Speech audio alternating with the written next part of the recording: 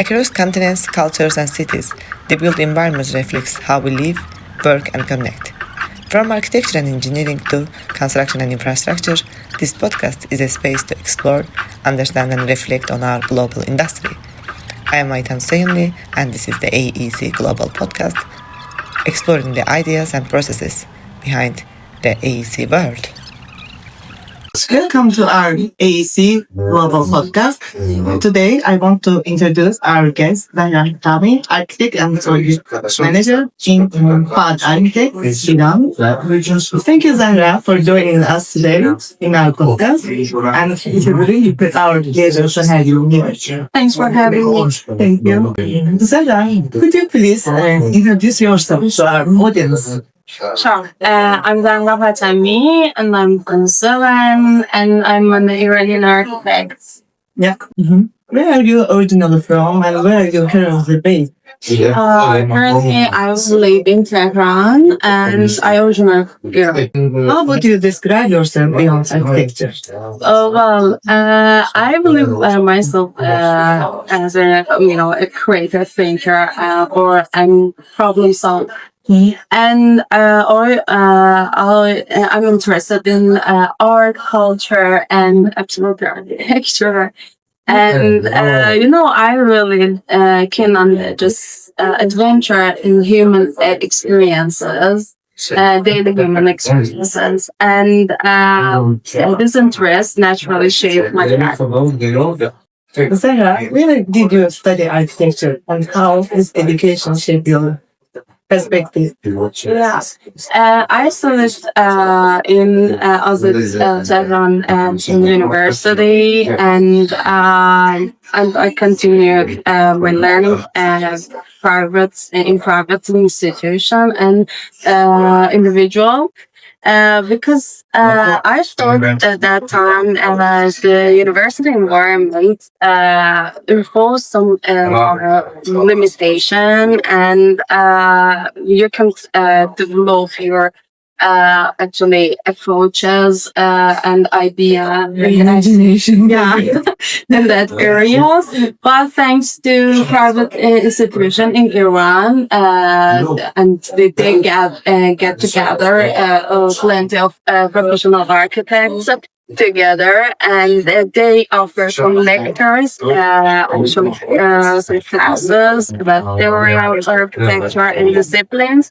And they offer and showcase actually diverse approaches in architecture, and they broaden our mind, and I could say they mitigate the limitation in our mind. That's right.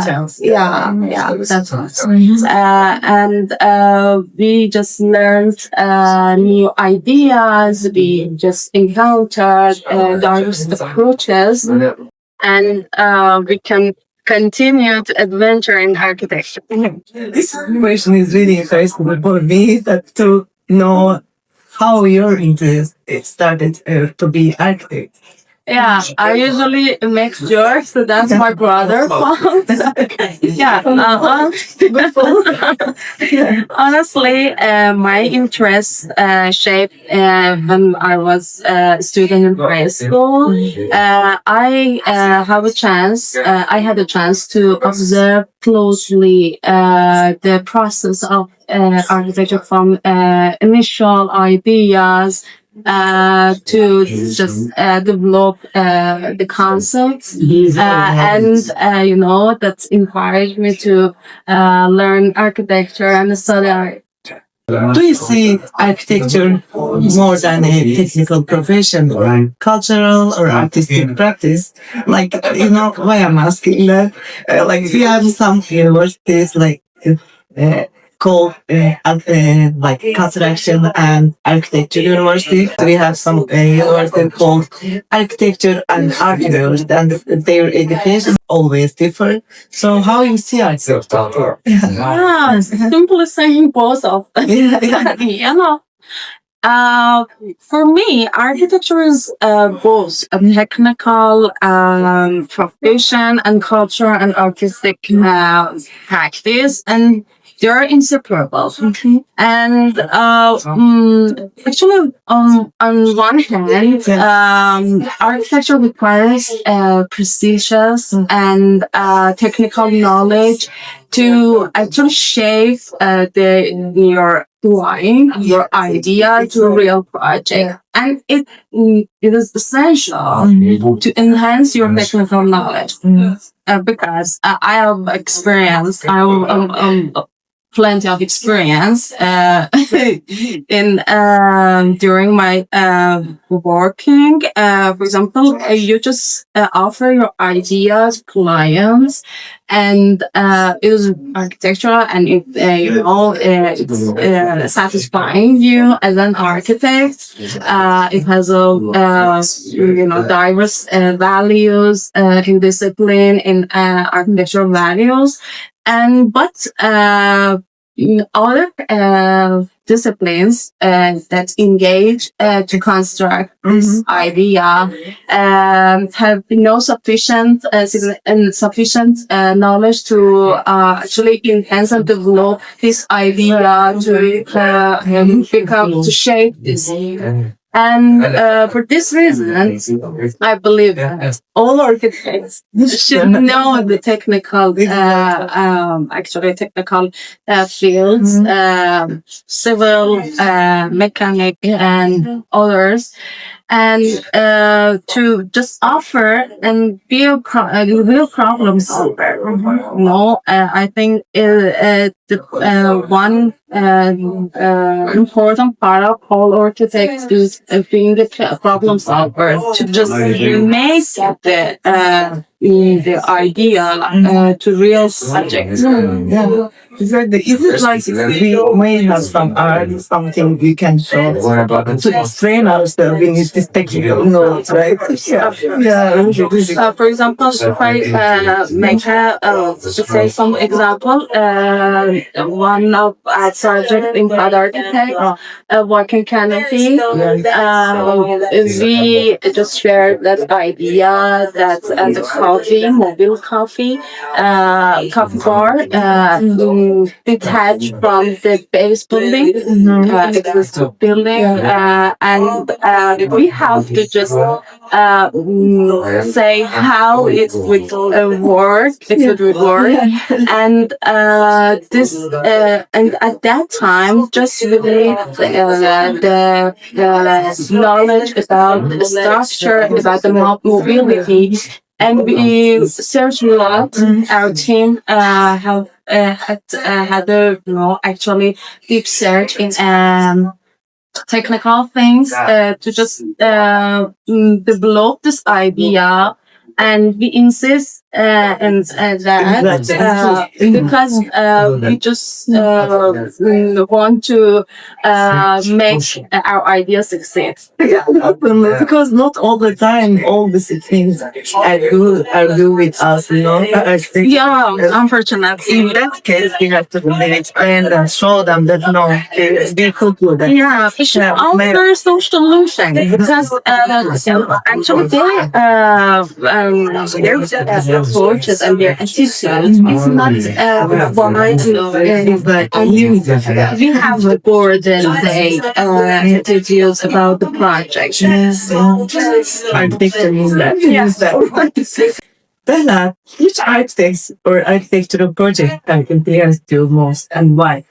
I've been particularly influenced by Japanese architects. I regularly follow them, follow their works, and what I find most valuable from their approach, there is no repetition in their project. What I mean, it's about that they just inspire something from their historical architectures or something values in their countries, but just inspiration, not repetition. They're so innovative and they offers diverse new experiences to their people and their clients, and I think they're project of masterpiece. Yeah, thank you. And if I mention some architects in Japan that I'm really interested in their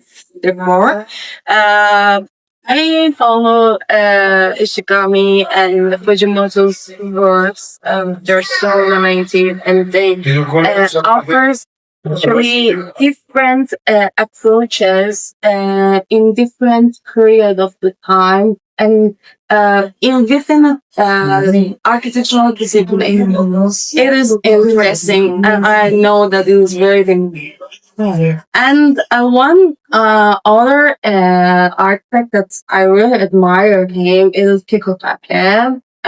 His work is actually exciting. He offers diverse new experiences within the architectural values.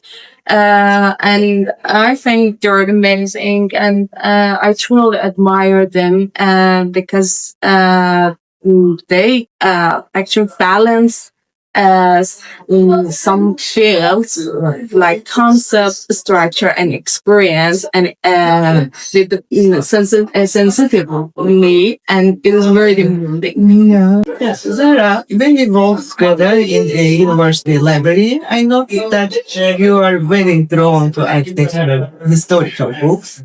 Is historical architects also your main interest? So, actually, I believe that the historical architecture is a real treasure. They have experienced plenty of development, and what we have, it is actually well sourced. And I think we have to just engage with them, know more, and read precisely them, and we find out something valuable from them to just inspire. And I think it is important to get back and just research about them very deeply. For example, in Iran, we have plenty of diverse plants from just house from home. And this is amazing with a diverse resource. And this is a valuable inspiration. I don't mean to repeat them. I'm against the quotation, but we have to just look at them, and they have a lot of information to give us to continue to inspire and redesign and redefine something. And what is this is one parliament that I really love in Japan. They focus on their historical architecture, and they actually redefine and redesign something from their historical architecture, and they added some values in their project. And yes, I really keen on historical architecture. Yeah. We have to grab something. By the way, historical lines. Of course, conservation is not my priority. Actually, we can learn a lot of exciting things from them. The planning, their innovation to resilience in diverse contexts. Is perfect, and it is amazing that they have limit resources. They have limit tools to just construct this, but they offer magnificent buildings, and they still exist. Yeah, they still exist. And I think this is a very good source of inspiration for nowadays. I worked in Tabriz 4 years ago. I couldn't complete all the places within the 5 days, and I know there is more than this in rest of the regions in Iran. Are there any specific architectural examples that you can share today for us? Yeah, immediately after Amsterdam, when you encounter Amsterdam Square, you are faced with a plenty of masterpieces all together. And they're so big.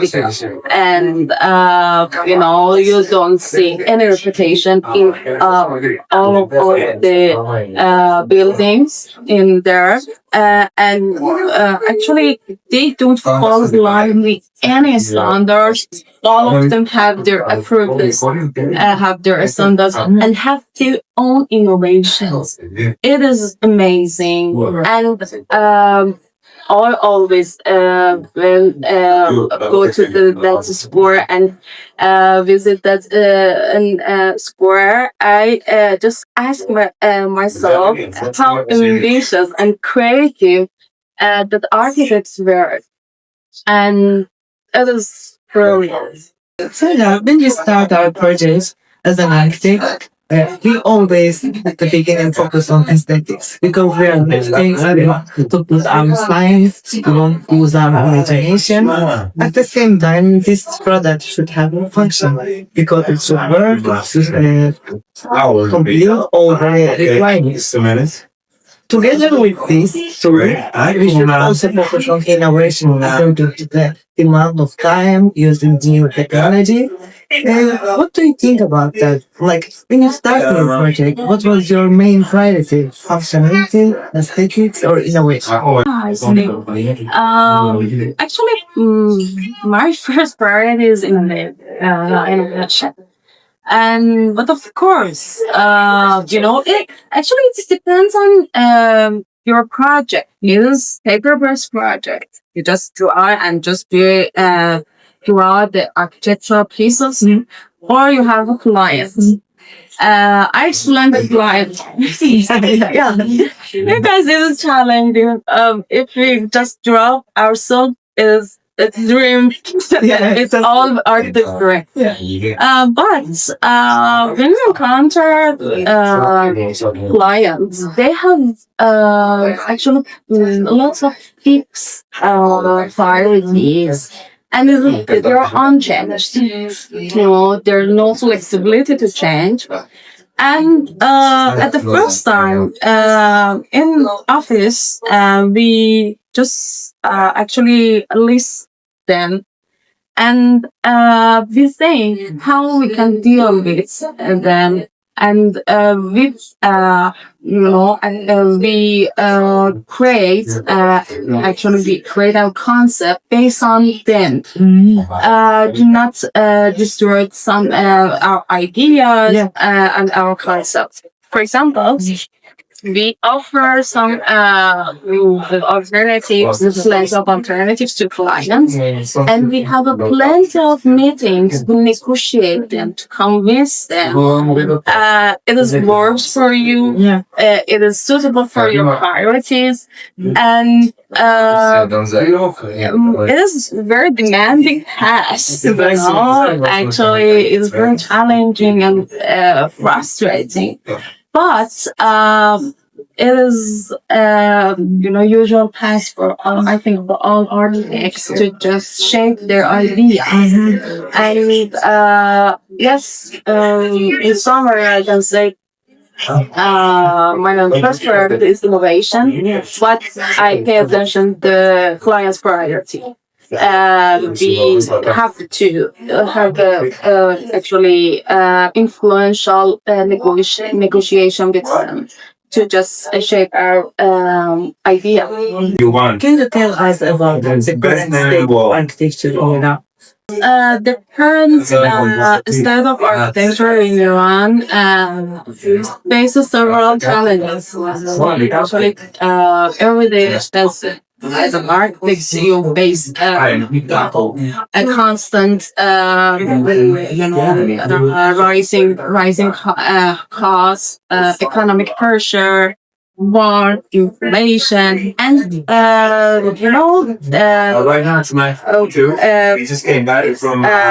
create and it contribute to shift people's priority. Their priority is not art, not architecture. They just want to be resilient, and make their life stable. And this architecture is not top of the list. I can sort of I can say, but however, I can say Iranian architects they do their best. And by the way, you can see several masterpieces in Iran, and they offer new experiences. They are very innovative. They try to keep architecture alive in Iran in order to teach, in order to experiment, and building through architectural values, in creating diverse experiences, and they try their best, and I think it is effective, and we can see the development in architecture. How does Iran's climate influence architectural design, materials, and system? It has actually profound impact on designing and your and actually with choosing materials, and Iran's climate is very is diverse. You can find different climate, mountains, deserts, and blah blah blah in Iran, and it's you can see from historical architecture in Iran, they respond very well with great planning, with the great designing, and with the great materials. Nowadays, we are trying to respond very well in a different climate. And I think technology, thanks to technology, actually helps us to design the best buildings, projects in diverse regions. Zahra, can you please describe one of your best projects that you participate? Sure. If I would can say, if I want to mention one project I really like that, and column carpet project, and that's one of my first projects in Paad Architect. Because this project located in Isfahan and in Naqshband. Yeah, I really like that. And it is very valuable for me. And it's about one carpet shop. It is very it has diverse carpets in diverse regions of Iran. And just they want to showcase their actually the carpets in the press and in a innovative way. And our main idea was to build and actually create a strong relationship between the architectural space, the carpets, and the objects, because they want to offer and showcase some contemporary objects too, with this actually historical carpets. And we achieved this that time to use the carpets to create spaces. Actually we inverse the carpets to walls, and we put some actually column carpets, the spiral shapes in there, and you can just walk in the gallery and visit the carpets with spiral shapes, and it represents the carpet better than before, because it is typical in Iran to present carpets just in the wall, fixed perspective, or just in some actually a floor or we have extensive platforms. And but we want to just revert these usual things. And we hang the carpets in rings, on rings, and you can just walk around the gallery, and you can visit comprehensively the carpets. And but when you just enter this column carpets, you face no patterns, no detail. We actually manage that the inner of these columns with the actually white curtain to prepare that place to showcase the contemporary objects, and it is suitable for this stage. And we use a lot of mirrors in the walls to just have a great, actually interesting reflections from these patterns. And when you enter this gallery, you just encounter overwhelming amount of patterns that actually embarrass you, and I think is amazing to just experience this part. When you mentioned gallery, it is really, I remember that project, and it is really look like museum. Museum. Like for me, I don't like that much shopping, and when I enter somewhere, I feel tired looking at so many things, but I don't think their client feels some tiredness, even they feel like more like elegant while you're trying to choose some curtains. Yeah. With that making columns type of careful, I think they can also analyze different perspective by using light on that. Yeah, of course. But we try to just make this flexible and zero construction. We just put install some rings on the ceiling. And they can actually add or remove some carpets, and they can showcase more and more the diverse carpets in that gallery. And one challenge we had, the handcraft carpets in Iran have no circle dimension. It was so demanding to just manage that. It's and like the hate, right? yeah, this flexibility make it possible to them to just arrange the carpets in a suitable way, and I think that was great. Yeah, really exceptional project. Thank you, Zahra, for sharing us today your exceptional knowledge and your experiences. I wish you best of luck in your career.